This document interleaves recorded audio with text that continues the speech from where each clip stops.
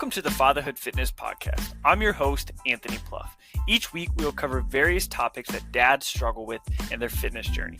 I'll give you actionable steps that you can apply right away, not only to take back control of your own health, but so you're able to be a better example for your kids too.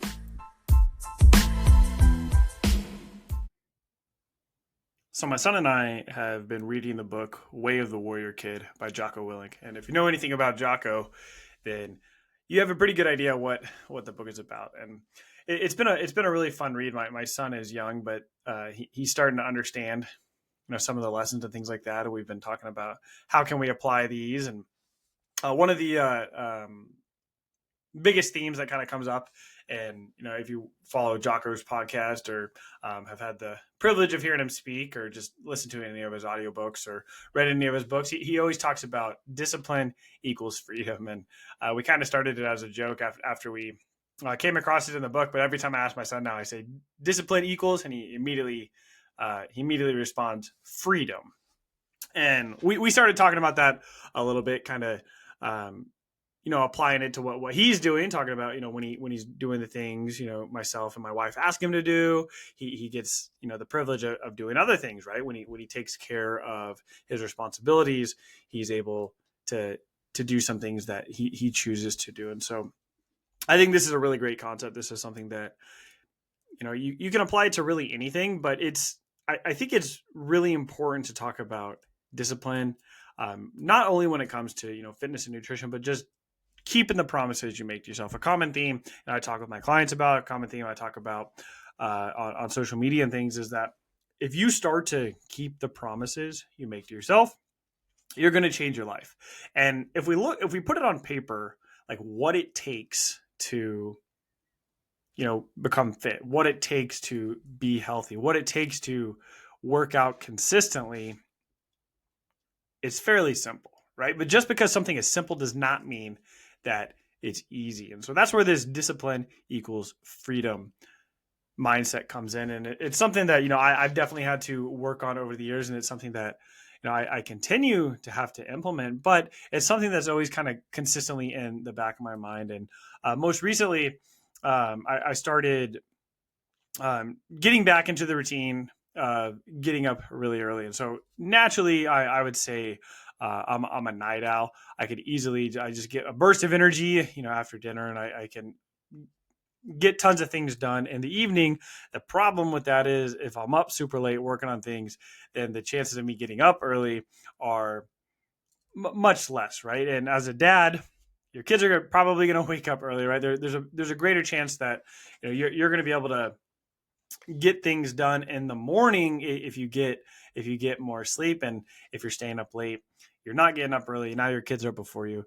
And for me personally, not that, it's not right or wrong, if you're sleeping when your kids are up, but for me personally, I like to be the first one up. It doesn't always happen.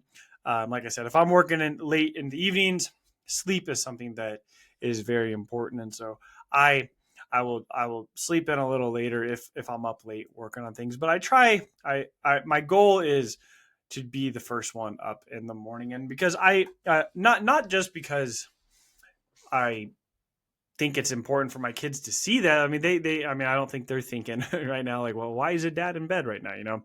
And so we've had talks like that too. Like, I was up late working on things and stuff, but I like the fact that when I get up early, I have a morning routine, I get some things done, I start working on some things, a couple hours go by, and then, my kids are up and I've already been productive. I've already gotten the most important tasks of the day done. I've already started making progress on things.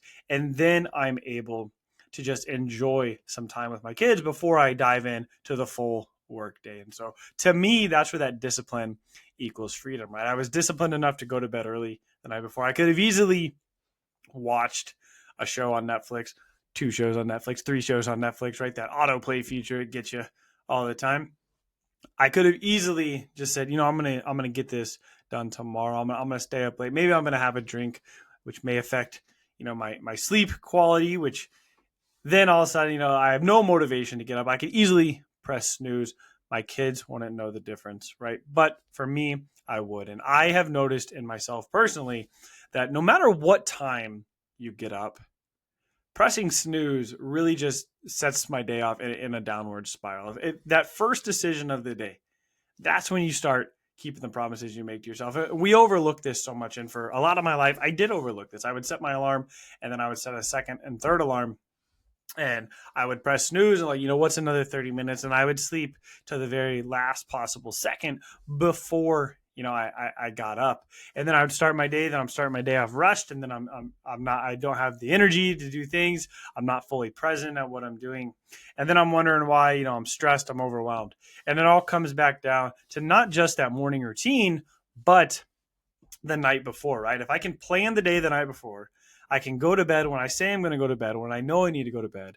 I get a good night's rest. I get up early as soon as my alarm goes off. And then I start my day and I go through that morning routine. I'm having the discipline to complete the task I know I need to. Then I have the freedom to enjoy some time with my kids in the morning, not stress so much about work, and then just have a great rest of the day, be productive. Now, just because you're not pressing snooze, just because you're getting up early, just because you're doing the things you need to in order to set yourself up for a successful day, does not always mean it's going to be successful, right? There are things that are going to come up. Your kids are going to have events. Somebody's going to get sick. Your in-laws might pop over at your house. It's going to go. Things a lot of times don't go according to plan, but we have to detach from that, right? We can't worry about the outcome because we can't always control the outcome, right? But we can control the actions that we're taking in order to lead to better outcomes. And so that's a principle that took me a really long time to apply. There's a great book called The Inner Game of Tennis. I actually I don't know who wrote it. I can look that up. I don't remember the author for it, but it's a really great book, and it's kind of a sports psychology performance, elite performance book, but there's tons of takeaways that you can apply to tons of areas of life. And one of the biggest things that I got from it was about not being obsessed with the outcome of things, but being obsessed with the actions that lead to successful outcomes. And so I'm kind of paraphrasing that too, but that's something that I took away, and that's something that has really helped me with a lot of things I do, right? If you're wanting to lose weight, what do you have to do? Well, we need to check our nutrition. We need to make sure we're getting enough water in. We need to make sure we're getting enough sleep. We need to make sure we're exercising, we're moving. We're controlling the actions, right? We're being obsessed with the actions that are going to lead to the outcome. When you stand on the scale, is it going to be in the direction you want to go? Maybe not, right? Maybe you got woken up because you have young kids and they didn't sleep through the night. Maybe one of the meals you ate had more salt, and so your body's retaining water, right? So we can't always control what the scale is going to say, but we can control the actions in order to have a better chance that it's in our favor, right? If you want to learn or if you want to win a 5K, you signed up for a turkey trot on Thanksgiving this year, and next year, you're motivated, you want to win your age class there. Well, you can't necessarily control if that's going to happen, right? Because you're going to have, other dads, you're going to have other men who are in that age class who are going to be training as well. And they're all going to be trying to win as well too. But can you control how often you run throughout the week? Can you control your nutrition? Can you control your sleep? Can you control what you do from now until that 5K happens next year? Absolutely. And so if you're going to be obsessed about something, be obsessed about the actions you're taking that are going to lead to your success, because the outcome is out of our hands. And for 30 plus years of my life, that was something that I had trouble coming to grasp with. I thought, I'm doing these things, I should be getting these results. And unfortunately, that's not always the case, but we can control the actions that lead us in the right direction. And so discipline equals freedom, right? This is one of the big, I've been talking about this with my son, this book, Way of the Warrior Kid. It's, I think it was recommended for like 8 years plus. My son's not that old yet, but he's understanding the concepts. It's about a kid named Mark, whose Uncle Jake, who is a Navy SEAL, comes and stays with him.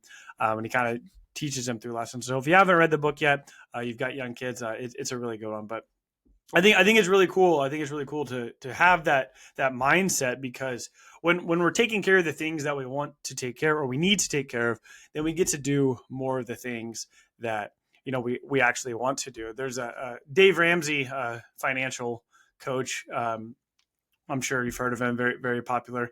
He talks about, like, when you do the things that others won't, you get to live like no one else. Or, again, I'm paraphrasing that, but um, same thing goes for finances, for fitness, for everything, right? When you're taking care of the things, when you're disciplined in the actions that are going to lead to a better life, then later on you're going to have more freedom, right? If you wake up early and get your workout in, you pack your lunch, you check your nutrition throughout the day, then when something comes up and somebody wants to go out to dinner over the weekend, and you're having dessert, you're enjoying yourself with the meals, it's not that big a deal, because you've been disciplined up until that point. And so when you're disciplined most of the time, you get to enjoy yourself some of the time, right? But if you enjoy yourself most of the time and you try and be disciplined just a little bit of the time, the results aren't going to be what you want them to be. You're going to be frustrated, and it's going to feel like, what's the point, right? I'm sure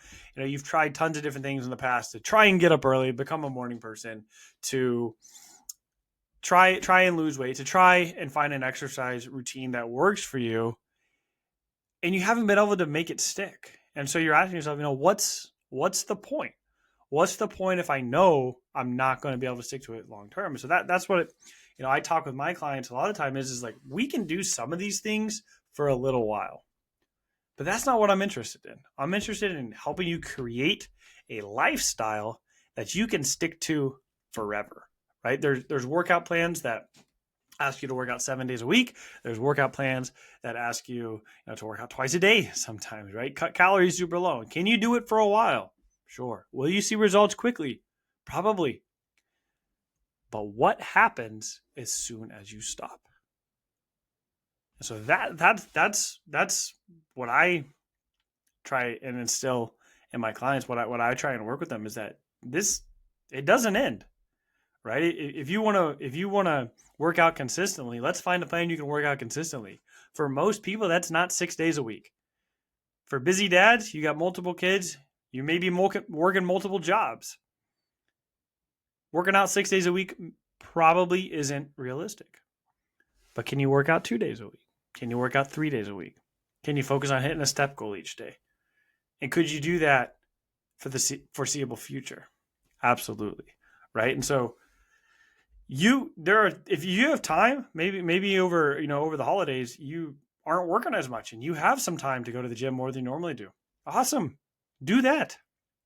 But then work on scaling it back to something that is sustainable, right? Figure out something that you can stick to in the busiest of times. If you can find a workout plan, if you can, focus on your nutrition, if you can start making healthier choices most of the time when you are at your busiest, then it's going to be much easier to stick with that, when things slow down. And so think long term here. Think about who you would become. There's a I think he mentions it in a number of his books, but Pastor Craig Groeschel talks about playing it forward, which is a concept that I thought was pretty cool. But he talks about the things you're doing right now. Like, play it forward. Like, what happens if you continue living the way you are right now for the next year? Things might get worse, things might get better, depending on what you're doing, right? But then scale that out to 3 years, 5 years, 7 years. What's going to happen, right? If you're not working out right now, what's going to happen a year from now? Probably not too much, right? What about 5 years? Your body's gonna get a little stiffer. You're not gonna be as strong as you once were. You're not gonna be able to do as much. 10 years. Now we start to have injuries because we're trying to help somebody move, and we haven't used those muscles properly in a long time, and all of a sudden we're hurt, right? Do that 20 years. All of a sudden you're, maybe you're already 40, maybe you're 50. Now you're getting to the point where you need a walker, you need assistance, right? But let's flip that now. What if you started working out? You're not working out any days right now, but you started working out this week, 1 day a week, and you did that for a year. Would you notice many changes? Yeah, probably not. Maybe a little bit. You'd start feeling a little better, right? But if we compare it to the person that you would have been a year from now, if you're not working out at all, there's pretty big difference there. Now we fast forward that 5 years, the person who started working out a couple times a week, 1 or 2 times a week, the person who didn't work out at all, now there's a pretty significant difference, right? And we scale that out 10 or 20 years, now there's a huge difference between those two people. And all it took was 30 or 45 minutes a couple times a week, right? And so like when we start to think of the future, when we start to think about what could happen, play it both ways. Don't just look at the negative, look at the positive too, right? If you cut a couple hundred calories from, your meals each week, after a month, you're not going to notice much. But after a year, that's a pretty big difference. You'll lose quite a bit of weight. You do that for 2 years, 3 years, 4 years, 5 years, all of a sudden you're a different person. Now, if you just add 100 calories to a meal, after a year, probably wouldn't notice a ton. But you do that 2, 3, 4 years, all of a sudden, you're 50, 60, 70, sometimes 100 pounds overweight. And you're thinking, how did it get this bad? Well, it didn't happen all at once. It happened very slowly, right? Most changes do, right? It didn't happen. You didn't gain weight overnight. You're not going to get in shape overnight. It takes time, right? That's where this discipline equals freedom concept, I think is so powerful, because these actions, these tasks that you're going to take add up. They stack up, right? And that starts, the very first thing, Craig Ballantyne, he's a business coach out of Toronto, talks about like the snooze button. You're saying you're delaying your dreams when you press snooze. You're putting a hold on your life there, and you're saying, we can push this off until later. But what if just for maybe a month you committed to not pressing snooze? You got up when you said you were going to do. You started your day off on the right foot. Then we can stack that. Then we can add on to that. Then maybe now that we're up a little earlier, maybe we start doing some stretching. Maybe we start doing maybe a little jogging outside, maybe a quick walk, maybe a workout. You do that for a little while. And then maybe you add a little bit more. And now all of a sudden, you got up when you said you're going to do. You got a workout in the morning. Chances are you're feeling pretty good, and you're going to eat a little better too, right? You may have noticed, and maybe you haven't, and maybe that's something to just bring some awareness to this week. But when you're stressed, when you're not feeling your best, it's a lot easier to not eat well, right? But when you are feeling really well, it's a little easier to make some positive decisions. And so this week, just try it. Try it for a couple days. Get up when you say you're going to do. Maybe add a little bit of movement and just keep stacking the wins, right? When you're disciplined in the area and the outcomes, when you're disciplined in the areas and the actions that lead to the outcomes you want, then all of a sudden you're going to start to see things start working out for you. That concludes this episode of the Fatherhood Fitness Podcast. Thank you for those of you who took time out of your busy schedules to listen. If you have any questions or comments or an idea for a topic for a future episode, please feel free to reach out, and I'd love to hear from you.